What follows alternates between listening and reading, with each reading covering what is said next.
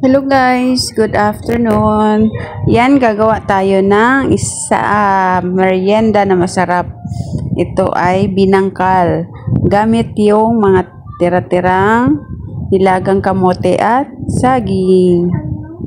Yan guys, panoorin nyo kung paano ko ginawa ito.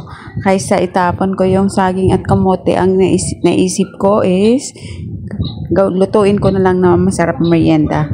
Binangkal, sa Bisaya, binangkal. Yan, kinudkod ko yung kamote at saging.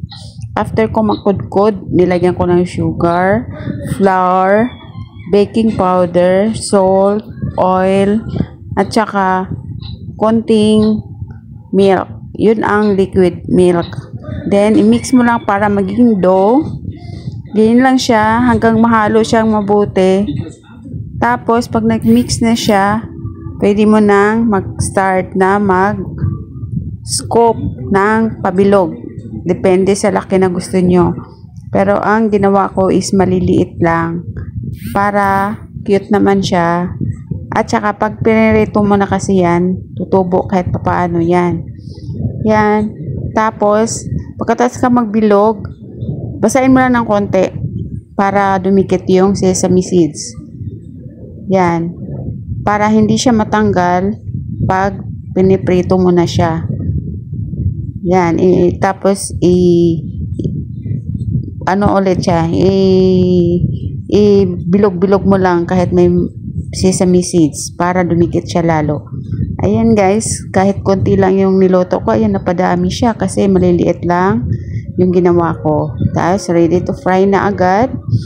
Yan, kung napansin nyo guys, yan tumutubo kasi yung ating binangkal. Kasi nilagyan natin yan ng baking powder. Masarap yan, promise. Kasi malambot pala pag kamote or saging yung ihalo mo sa harina. Kasi kung pure harina lahat, kahit pa paano, ano kasi siya, medyo matigas kasi ano siya harina siya solid siya. Ito parang botchi ang kinalabasan, kahit lumamig na siya malambot pa rin, kaya masarap, kahit nagustuhan din ng apo ko yung ginawa ko binangkal. Subukan nyo na guys, napakadali lang. O diba, kahit pa paano nakain yung saging at kamote. O, napasarap pa. O, dumami pa yung ating merienda. O, di ba? Yung iba dyan, ginawa ko, medyo malaki-laki na para mabilis na lang yung paggawa. Kasi nabagalan ako pag mamaliliit. Ayan o, nakagawa din ako ng malalaki. Pero promise, malasarap yan. Malambot talaga siya. Kahit na kinabukasan, huwag mo lang ilagay sa ref.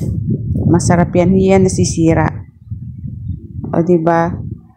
Parang botchi. Kung natikman nyo yung botchi, yan. Malambot talaga siya. Pag i-press mo nga yan na ano mo, yung bilog niya. Yummy! Thank you for watching. Kainan na guys. Yung dumami, di ba? Nam-nam! O, di ba? O, tingnan mo siya. O, kumain siya kahit gabi na. Yan yung kinain niya. Malambot kasi. Tapos tama lang yung timpla natin. Kaya sapat na sa kanya, hindi na daw siya mag-rice kasi masarap na. Saka nakakabusog din naman kasi nga saging na nga, carbo na nga yun. Tapos may flour pa. Kaya nakakabusog din siya.